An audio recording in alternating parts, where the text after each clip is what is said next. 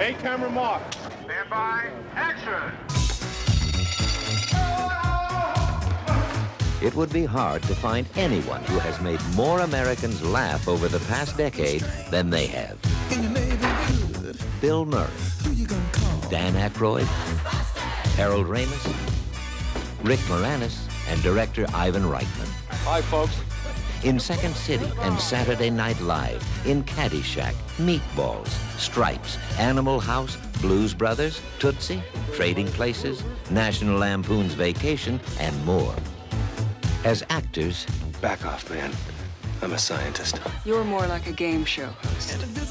writers, I do write them big, though. I write them big, but they make them. and directors, they've earned a distinguished place in the history of film and television humor. To do a comedy with Dan Aykroyd and Bill Murray and Harold Ramis and Rick Moranis, I mean, you know that it's going to be sort of loose and crazy.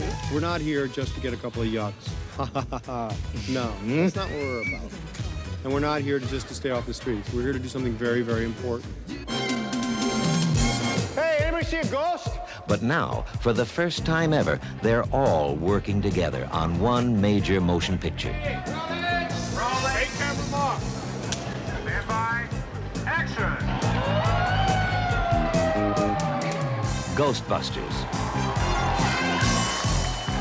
A huge, hilarious movie from the maker of Meatballs and Stripes, Ivan Reitman.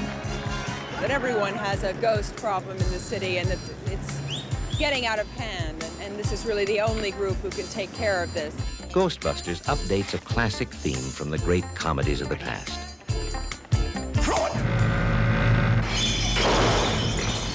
And combines it with some of the most spectacular special effects ever seen in a contemporary motion picture. What we did was just take the old comedy concept of ghost busting, ghost breaking that Abbott and Costello and that all those teams did. You see it? What was it? We'll get back to you. And we applied this new technology to it. Everyone knows we have something very good, you know. The crew knows it's funny. And so we clown around and everybody laughs. And it's infectious. I am the key master. There's something very strange about that man. Like Murray, Aykroyd, and Ramis, Rick Moranis got his start in comedy with the famed Second City troupe, which furnished much of the talent for both Saturday Night Live and SCTV. Are you the gatekeeper? Yeah, ghosts. They scare the pants off me. The polyester pants off me. How you doing? Why do you have... Moranis brings a light touch to the role of Louis, the swinging accountant. That's great. I'll tell everybody you're coming. We're going to play Twister. We're going to do some breakdancing. Hey,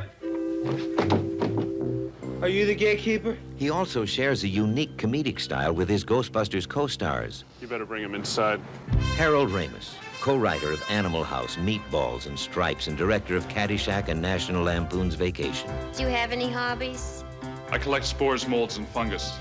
Bill Murray, This city is headed for a disaster of biblical proportion. Well, what do you mean, biblical? What he means is Old Testament, Mr. Mayor. Real wrath of God type stuff. Exactly. Human sacrifice, dogs and cats living together, mass hysteria. Bill is like a brother and a partner to me. In fact, to work with him, it's like greased lightning. It's like jumping into the backseat of a Daimler and going for a ride. Dan Aykroyd, Sir, what you had there was what we refer to as a focused, non-terminal repeating phantasm or a class 5 full roaming vapor. Real nasty one, too. He's got a lot of problems. Look at the hair. He's a mess. That's right. it takes something extraordinary to shock a woman who survived the terrors of Alien. Your girlfriend lives in the corner penthouse of Spook Central. Sigourney Weaver plays Dana. That's a different look for you, isn't it? Are you the key master? There's no ego on this show, you know. It's very giving, which has been wonderful. Overseeing a production with the scale and scope of Ghostbusters is an enormous task. You have to go with the flow. But Ivan Reitman's talent and experience as a successful comedy director uniquely qualifies him for the job. He's a great laugher. You know, I always used to think that was a drawback, you know, because he's such an easy laugher. He laughs. I mean, Dan or myself or Harold can really just paralyze him, and he just falls down laughing. The way I try to influence things was to make it real. Action. To make the audience believe that everything they were watching could actually occur was probably happening. They felt that would make the audience more involved.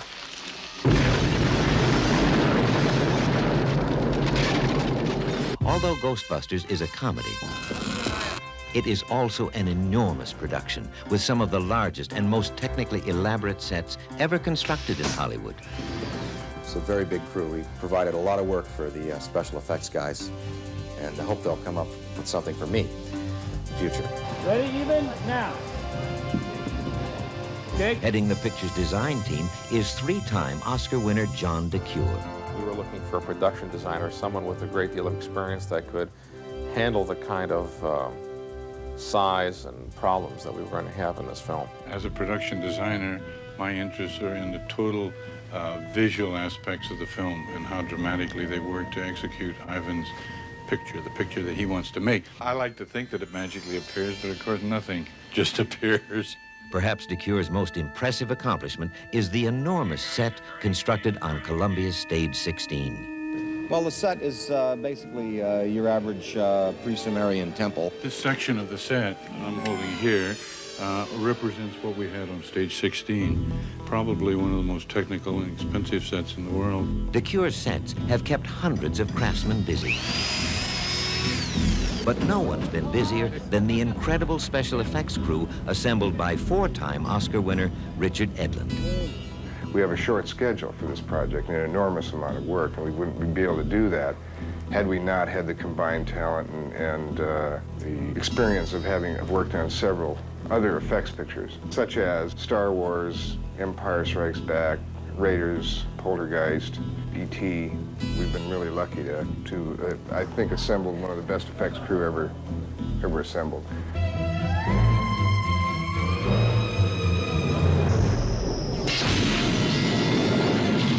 Comedy is very difficult, but for people behind the camera, one of the most difficult things was often not laughing while the cameras were rolling.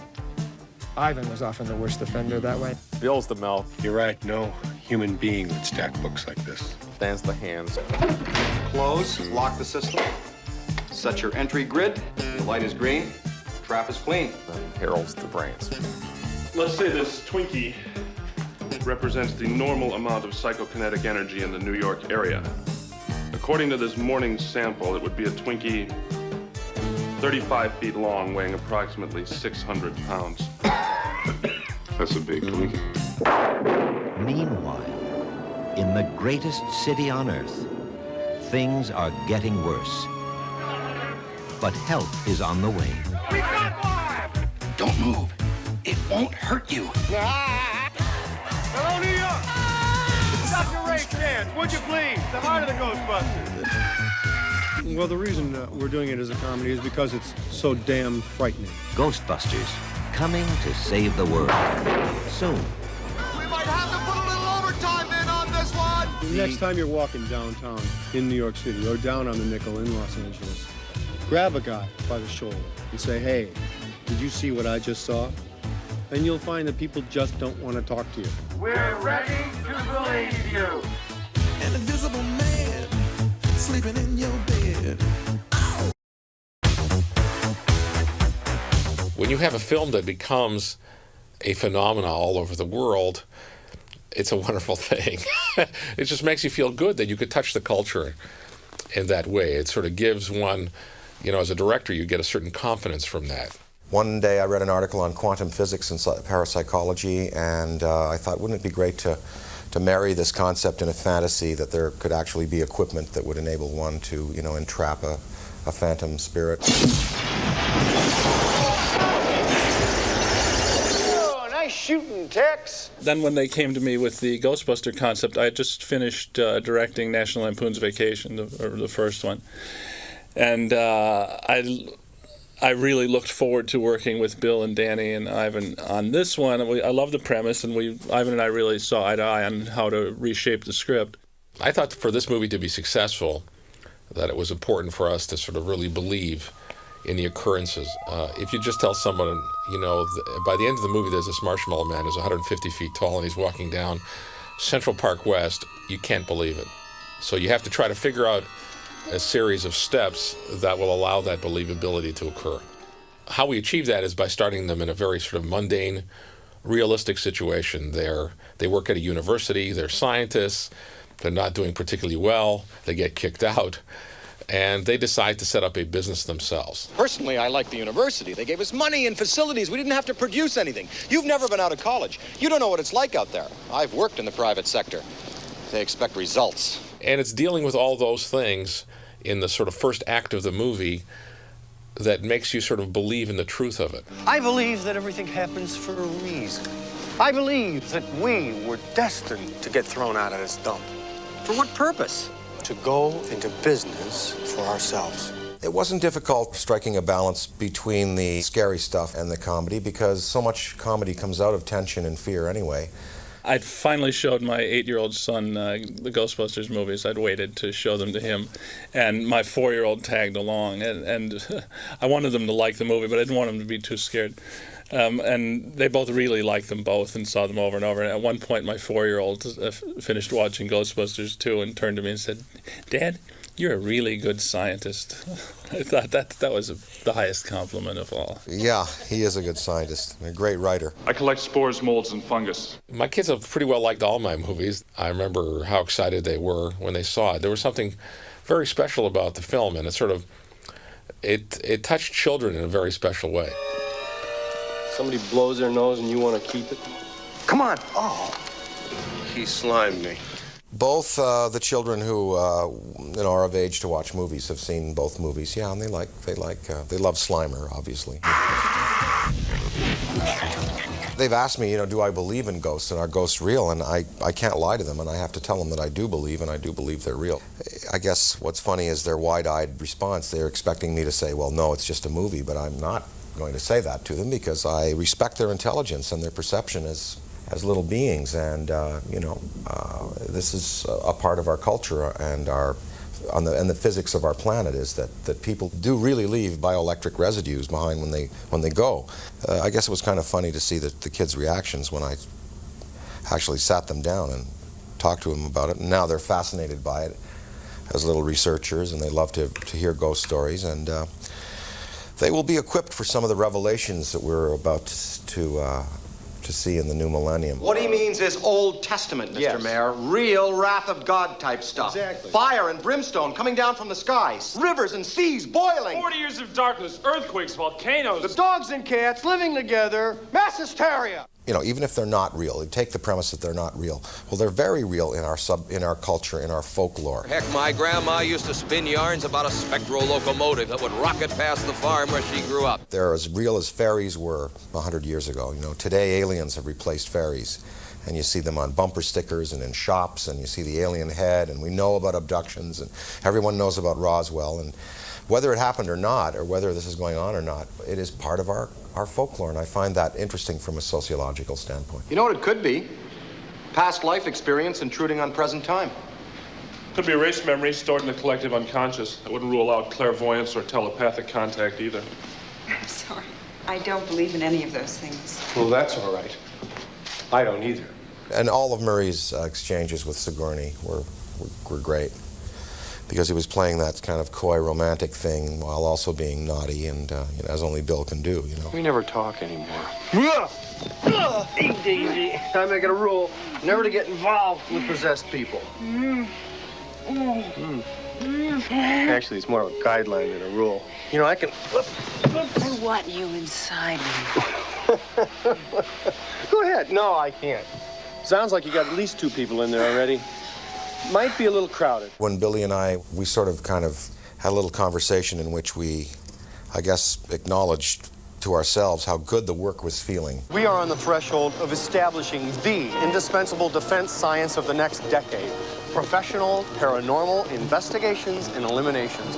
The franchise rights alone will make us rich beyond our wildest dreams. I'm often asked, When did you know that this movie was going to be as successful as it turned out to be? I guess we had maybe a little bit of a feeling halfway through that we might be making something special. Danny and I, as we were getting into this, we thought, this is going to be huge. This cannot fail. I think it was the first day of filming, one of the montage shots, which was 4 guys in full dress, backpacks, running around with traps in their hands. I had been sort of setting up the shot, and here they came as a group together.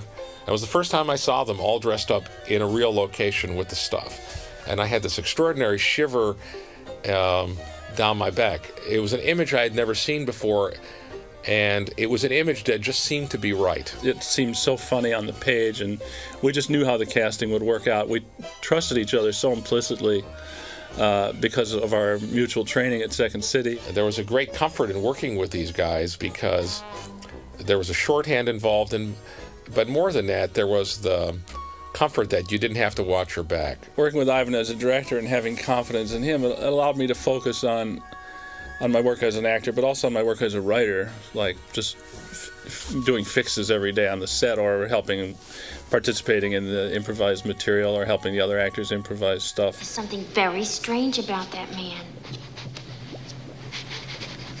Listen, I'm usually very psychic, and I have a terrible feeling that something awful's gonna happen to you. I'm afraid you're gonna die.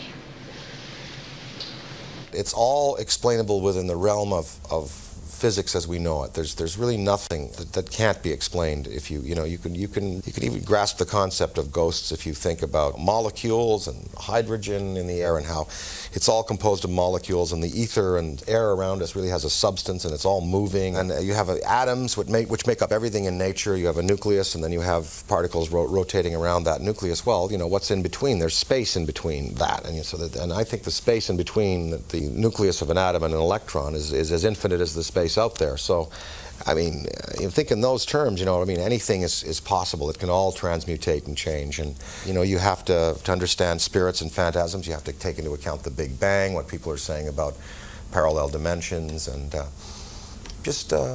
encourage people to keep reading and keep an open mind. Symmetrical book stacking, just like the Philadelphia Man's Turbulence of 1947. You're right. No human being would stack books like this. My favorite moments making the film were on the big stage at Columbia with the huge rooftop set filling almost the entire stage and getting blasted in the head with air cannons. Ray, when someone asks you if you're a god, you say yes! The whole career, I guess, kind of changed after the first movie because it was so successful. It just opened a lot of doors in lots of ways. It underscored my credentials as a screenwriter, so I've been able to get other things done as a result of it. When the movie was out the summer of '84, I was in New York working on something else, and we were like, heroes. We walked down the street and people would virtually cheer when they saw us. It was great. Why Ghostbusters was special, I think, in my life was that it was kind of a culminating moment of work with a group of people that I'd worked with before, and we had learned to work together in a really unique and special way. To have a film that worked out as well as Ghostbusters was extraordinarily satisfying and very happy. It's certainly one of the movies I've made that I really do like, And I said, there's something about this movie that's going to just jump. And it did.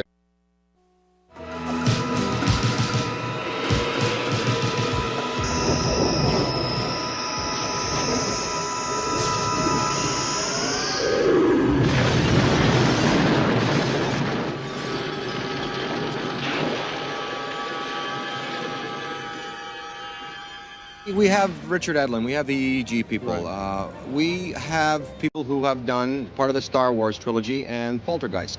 They want to make sure that all these effects that they use in Ghostbusters are different. Completely new.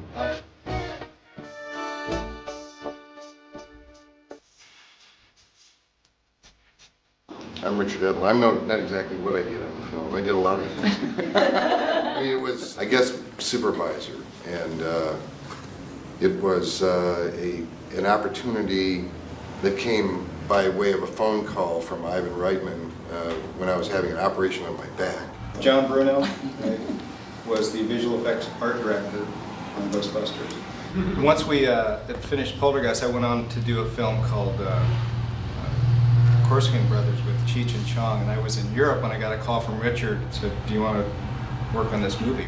Terry Wendell, and I was one of the animation supervisors on the show. Yeah, I knew John from the past. He hired me on Heavy Metal, which was an animated feature to do layout and design work. And I was living in Canada along with Anique, my wife, who I met during the show, and visited John at ILM, and that's how we hooked up to do on Poltergeist. A bunch of us that are assembled here today were all kind of waiting for the go on this, and once I did get a go, then we all came together at a studio in Marina del Rey, which was kind of like a pile of parts, and we had to essentially rebuild the whole studio, come up with techniques and styles for doing the whole show, design and storyboard everything, and execute within the space of about a little over 10 months. It was quite an amazing project, and I think that we couldn't have been done without this group of people.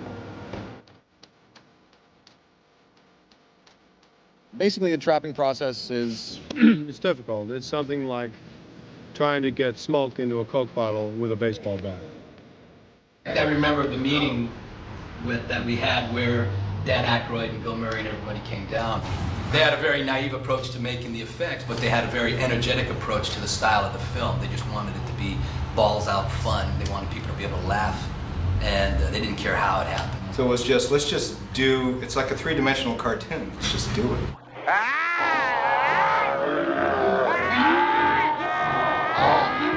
Normally, we came out of this sort of razor edge, laser light, Star Wars look, all bottom-lit animation. And this was all about throwing all that stuff away and just kind of coming up with something from our guts. He slimed me. The effects that were done at the time of Ghostbusters required a completely different type of ingenuity than exists today. I mean, the effects ultimately in Ghostbusters wound up costing about $5.6 million. If we'd have done Dan's original script, it would have been $40 million in effects. So when Harold Ramis started working with Ivan on paring the script down, and we started going through and saying, we don't want to bring the Marshmallow Man out of the East River because it doesn't make sense. And secondly, it'll cost much more to do. The idea was to try to figure out how to most simplify this incredible mental explosion.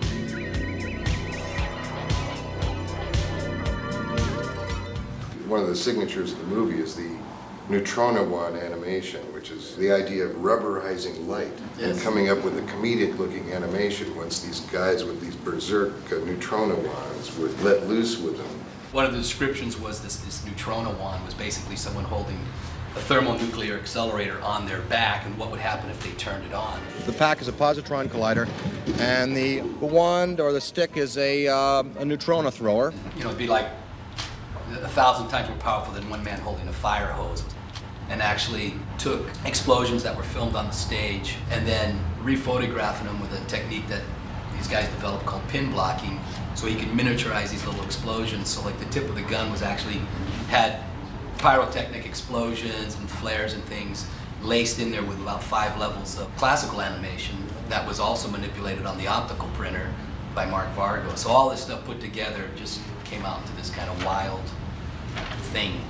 The first effect that we really see in the movie when they see the librarian in the library and she tells him to shut up.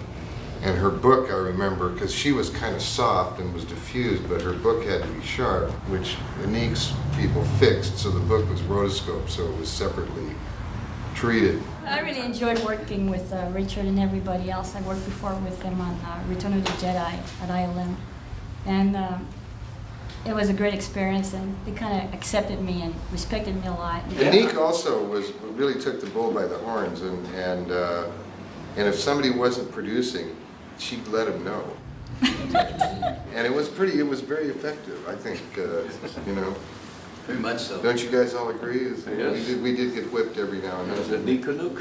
So we ended up, projecting the image down, and on a cell I would use like a pedograph number 00050, whatever how small it would be, and outline frame by frame each characters, and then we would paint them black and shoot them bottom light. That probably took like 3 weeks to do, like 1 second, 2 seconds. All in all, from what was projected and what was done, the amount of work increase on her department was, tenfold from what was projected. I remember constantly surprising her with Oh, here's another shot. My shelf kept, the film kept growing and growing on the shelf. Yeah, he's trying to find ways to sneak up and leave the Yeah. Kind of like, print without. Is she at lunch? Yeah.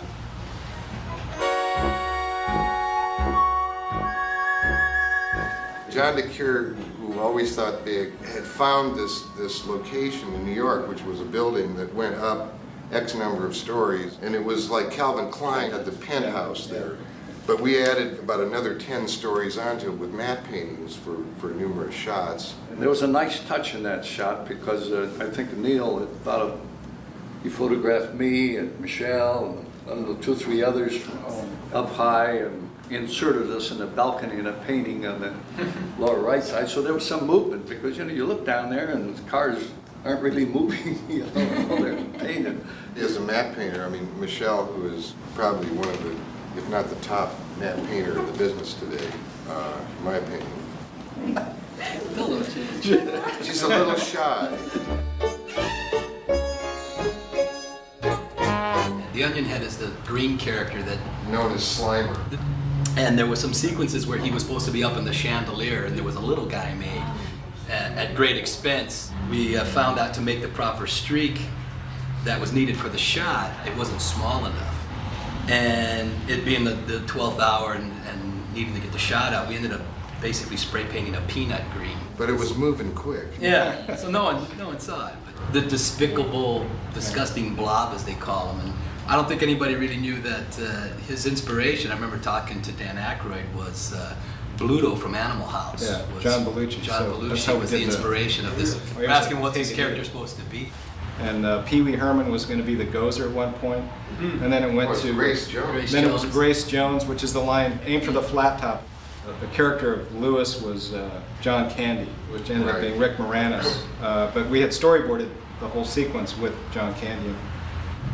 And then we had shot these elements of this ghost. We had to make this really tight-fitting sort of gossamer gown that she was wearing. It's sort of flowing, and so she could float. And we shot her against black. To make a mold, everybody would sort of rub Vaseline delicately around certain places. And finally, she grabbed one of the guys and said, "Come on, let's just get on with this." And grabbed his hand and pushed him on. The first glimpse the audience gets of him is this little, what the hell is that? I mean, you're looking between the buildings, and so you've kind of seen, but you don't know what you've seen. And then when he steps out on Broadway, it's like this great King Kong kind of exposition. I remember that forced perspective set we made of Central Park. We were just rolling model cars down the street. And some of them we radio controlled and drove one of them kind of haphazardly into a fire hydrant. It took several takes just to get the darn car to hit the fire hydrant, as it turned out. But when that fire hydrant went, you had that good skewing sand technique. Yeah, Pete Gerard made this little spray device that just shot fine sand up to simulate the water. The weird scale that we ended up at, it made a real problem for all the just populating the streets with vehicles. It turned out to be 1/18th scale. You don't find any accurate model kits in that scale, so I scoured Toys R Us and found this police car that looked like a New York police car, was the right vintage and the right size, as it turned out. So I called all the Toys R Us stores in Southern California and bought all they had. And we had something like 100 of these police cars. So we chopped them up and turned them into fire trucks and taxis and police cars and everything else. The other decision that we had to make was the scale of it. And that became a huge discussion. And it was all centered around the size of the Marshmallow Man and how big the Marshmallow Man was to be. He's 112 and a half feet tall. I don't know why. Between camera speeds, lighting, and his performance, he gave the character the volume. He actually made him 90 feet or 112 and a half feet tall. And he was doing this double bounce walk like a cartoon character, and it looked really, really stupid. And I remember Ivan, we sent over this footage, and he just went, "Oh my God, how can this possibly be the end of my movie?" I remember he got really nervous, and we kept saying, "It's going to work, it's going to work. You haven't seen the finished suit."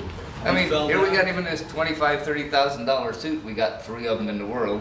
We set the guy on fire, he falls down. That's the universal signal of I'm in trouble, so we put him out. Well, there goes $20,000, and we got to try it again tomorrow night. We do it again, and he does it again. Then we hired Tony Caesar, and okay, all you got to do is step up on this box, slap the top of this church. Got it? Yeah, but I don't want to use the supplied air, right? Well, we argued for 10 minutes about the fact that he was going to have to be on supplied air because the foam on this thing was toxic. I won. All that marshmallow is basically shaving cream. And you had to mix it in 500-gallon batches. And it weighed like 500 pounds, Yeah. so when it hit the actor, it actually... Oh yeah, the OSHA guy. He didn't know that was going to happen to him. They said, just stand here, look around. And they dumped all that shaving cream on him in the middle of the street, and he didn't even know it was going to happen. He got really, really angry with everybody.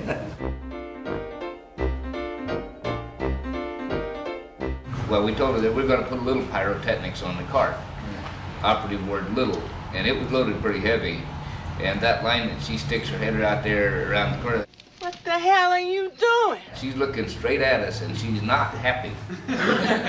John and I worked in animation. You can draw anything you want. John kept drawing these things that you... It's easier drawn than done. And when he did the finale with the temple blown off, he had this shake from the explosion. Yeah. It was hilarious. Yeah, but the guys were standing right there. And I showed it to Thane, and I said, Thane, can you do that? And he goes, yeah. and I remember after we were so proud of the explosion, how cool it looked.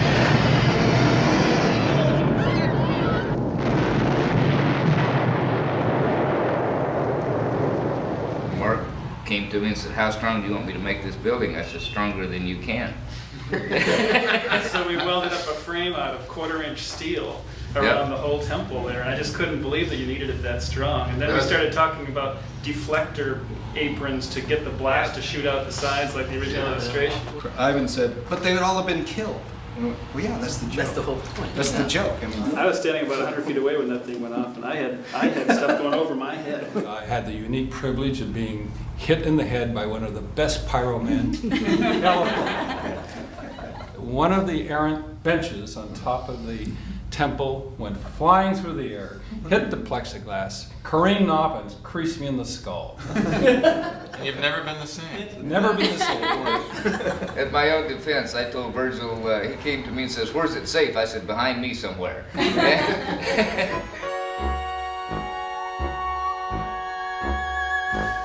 We were totally serious about making it stupid. And that the stupidity had to be completely believable. That, I mean, they were funny, they were gags, but every matte line, every character and every piece of animation model, everything was done with the detail as if it were doing 2001: The Space Odyssey. But we never let go of the fact that the initial drag was it was supposed to be funny. Well, this is going to be incredibly stupid. We're never going to work again. What's really going to be fun. Like I said, We thought it was going to be a big hit, but it was a monster hit. And it's still my favorite comedy movie of all time. We got one! There's a few million more stories out there. But these will have to suffice.